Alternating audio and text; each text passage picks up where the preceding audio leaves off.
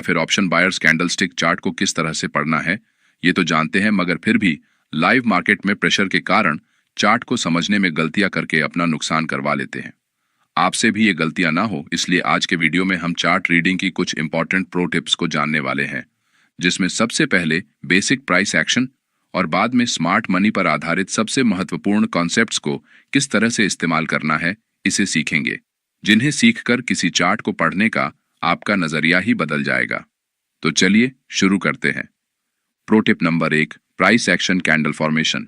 इस टॉपिक को और अच्छे से समझने के लिए हम इसे 4 भागों में डिवाइड करेंगे। सबसे पहले कैंडल साइज एंड लोकेशन को समझते हैं। यहाँ नीचे आपके सामने 4 चार्ट कंडीशंस है, जिसमें हर एक में मार्केट बुलिश मूव करके ऊपर बढ़ रहा है। यहाँ चारों कंडीशन में मार्केट ने लगभग 100 पॉइंट्स का मूव किया है। अब इन चारों कैंडलस्टिक चार्ट्स को देखकर क्या आप बता सकते हैं कि किस चार्ट कंडीशन में एक रिटेल ऑप्शन बायर को सबसे ज्यादा फायदा हुआ होगा? इसे आप थोड़ा सोचकर कमेंट में जरूर बताएं।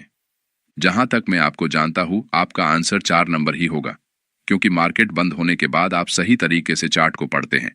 लेकिन लाइव मार्केट में आप में से बहुत से ट्रेडर्स ने इस चार्ट को छोड़कर बाकी बचे इन तीनों में ही सबसे ज्यादा ट्रेड एंट्रीज करके अपना नुकसान किया होता। इसलिए इससे बचने के लिए आपको कैंडल की साइज और उसकी लोकेशन को अच्छे से समझना होगा। जैसे कि यहाँ इन दोनों चार्ट्स में कैंडल की साइज को अगर आप देखेंगे तो यहाँ लगातार बड़ी बड़ी कैंडल्स बन रही है, लेकिन एक कैंडल बनने के बाद उससे अगले वाले कैंडल की क्लोजिंग उसके ऑपोजिट डायरेक्शन में हो रही है, जिस कारण प्राइस एक जगह से दूसरी जगह जाने में ज्यादा समय ले रही है।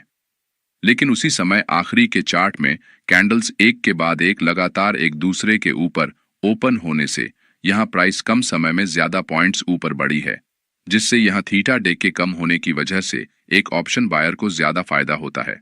इसलिए चार्ट रीडिंग करते समय कैंडल्स की साइज के साथ उसकी लोकेशन भी देखना बहुत जरूरी होता है। अगर इस तरह से चार्ट पर कैंडल्स की साइज तो बड़ी है, मगर वो एक दूसरे के विपरीत दिशा में क्लोजिंग करती है, तो यहाँ ट्रेड एंट्री करने से बचना चाहिए, क्योंकि यहाँ बायर्स और सेलर्स मार्केट की डायरेक्शन को लेकर कंफ्यूजन में होने से यहाँ प्राइस में किसी एक डायरेक्शन में कोई भी मोमेंटम नहीं होता, जिस वजह से ऑप्शंस के प्रीमियम थीटा डिके के कारण बहुत जल्दी कम होते हैं और लगातार ऊपर नीचे फ्लक्चुएट होकर आपके स्टॉप लॉस हिट करने के चांसेस को भी बढ़ाते हैं। इसलिए कैंडल की साइज और उसकी लोकेशन को जरूर देखें। चलिए, अब कैंडल से नीचे आने के बाद बार बार एक ही लेवल के पास आकर सपोर्ट ले रही है, जिस कारण यहाँ चार्ट पर लगभग एक जैसे लोज बन रहे हैं। अब अगर चार्ट पर एक ही जगह प्राइस मल्टीपल टाइम रुकती है और उस लेवल को रिस्पेक्ट करती है, तो वहां एरिया ऑफ इंटरेस्ट क्रिएट हो जाता है। इसका मतलब बहुत बड़ी संख्या में रिटेल ट्रेडर इस लेवल के पास ट्रेड एंट्रीज करने में उत्सुक है। अगर प्राइस इस सपोर्ट को ब्रेक करने की कोशिश करती है तो कुछ लोग यहाँ शॉर्ट ट्रेड में एंट्री करना पसंद करेंगे, तो वही अगर मार्केट इस ट्रेंड लाइन को ऊपर ब्रेक करता है तो कुछ ट्रेडर यहाँ लॉन्ग ट्रेड में एंट्री करने का सोचेंगे, जिस वजह से यहाँ पर बिग इंस्टीट्यूशनल ट्रेडर आपको फंसाने के लिए फेक ब्रेकआउट्स चार्ट पर बनाने की संभावना ज्यादा होती है। क्योंकि एक रिटेल ट्रेडर के लिए ये लेवल साइकोलॉजिकली बहुत महत्वपूर्ण होने के कारण वो यहाँ एक्टिवली ट्रेड करता है। इसीलिए जब कभी भी चार्ट पर equal highs and lows, support and resistance level या फिर सप्लाई एंड डिमांड जोन्स बनते हैं, तो यहाँ आपको संभलकर ट्रेड करना है। जब तक किसी दिशा में स्ट्रॉन्ग ब्रेकआउट करके प्राइस उसके ऊपर सस्टेन नहीं करती, तब तक आपको ट्रेड एंट्रीज नहीं करनी है। चलिए, अब किसी चार्ट को पढ़ने के लिए स्मार्ट मनी कॉन्सेप्ट्स के लिक्विडिटी और इंड्यूसमेंट का क्या महत्व है ये जानते हैं। इस चार्ट में प्राइस हायर लेवल से नीचे गिरने के बाद लोअर लेवल्स पर रुककर एक सपोर्ट क्रिएट करने की कोशिश करती है।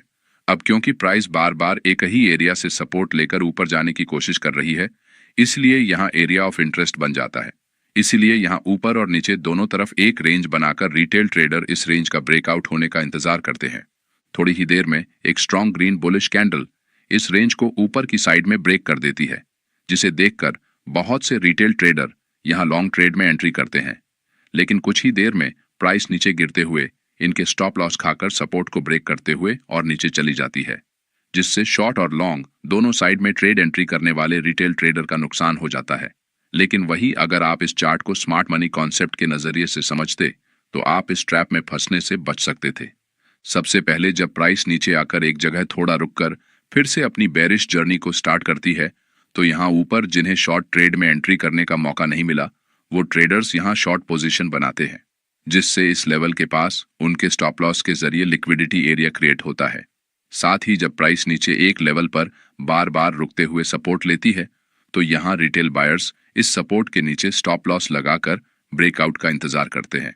अब यहाँ चार्ट पर ऊपर और नीचे दोनों तरफ रिटेल ट्रेडर्स की लिक्विडिटी मौजूद है जो मार्केट में एक फ्यूल की तरह काम करती है। अब क्योंकि यहाँ प्राइस ने 2-3 बार सपोर्ट से ऊपर निकलने की कोशिश की है, इसलिए यहाँ बायर्स बड़ी संख्या में इस लेवल पर ऐड हुए हैं, जिस कारण यहाँ लिक्विडिटी बड़ी संख्या में मौजूद है। इसी लिक्विडिटी को ग्रैब करने के लिए बिग इंस्टीट्यूशंस सबसे पहले ऊपर की तरफ इंड्यूसमेंट क्रिएट करने के लिए ब्रेकआउट कैंडल बनाते हैं, जिसे देखकर और नए फ्रेश बायर्स यहां अपनी लॉन्ग पोजीशंस बनाने के लिए अपने स्टॉप लॉस सपोर्ट एरिया के पास प्लेस करते हैं, जिससे यहां और भी लिक्विडिटी जनरेट होने की वजह से मार्केट ऊपर की लिक्विडिटी को स्वीप करने के बाद नीचे की लिक्विडिटी को ग्रैब करते हुए सीधे नीचे गिर जाता है। इसीलिए आपको लिक्विडिटी स्वीप और लिक्विडिटी रन को सीखना होगा, जिसके लिए आप हमारे इन डिटेल वीडियोस को देख सकते हैं। चलिए अब RSI इंडिकेटर की मदद से आप किसी चार्ट को कैसे पढ़ सकते हैं ये जानते हैं। ये निफ्टी 50 का 18 फरवरी का 5 मिनट टाइम फ्रेम का चार्ट है, जहां मार्केट में प्राइस लोअर लोज बनाते हुए लगातार नीचे गिर रही है, लेकिन एक समय के बाद मार्केट रिवर्स होकर सीधे ऊपर निकल जाता है। अब अगर इस तरह के रिवर्सल्स को आपको पकड़ना है तो आप यहां स्मार्ट मनी के साथ RSI इंडिकेटर की भी मदद ले सकते हैं। जैसे कि अगर इस चार्ट में आप RSI को लगाकर देखेंगे तो यहाँ प्राइस तो लोअर लोज बना रही है, लेकिन इस स्विंग लो के पास RSI इंडिकेटर में हायर लो बन रहे हैं। इसका मतलब यहाँ प्राइस और RSI इंडिकेटर के बिहेवियर में चेंज हुआ है, जिसे हम ट्रेडिंग की भाषा में डाइवर्जेंस कहते हैं। अब क्योंकि यहाँ प्राइस नीचे जा रही है और RSI ऊपर की तरफ बढ़ रहा है, इसीलिए ये एक बुलिश डाइवर्जेंस है, जो कि मार्केट में संभावित बुलिश रिवर्सल को पकड़ने में आपकी मदद कर सकता है।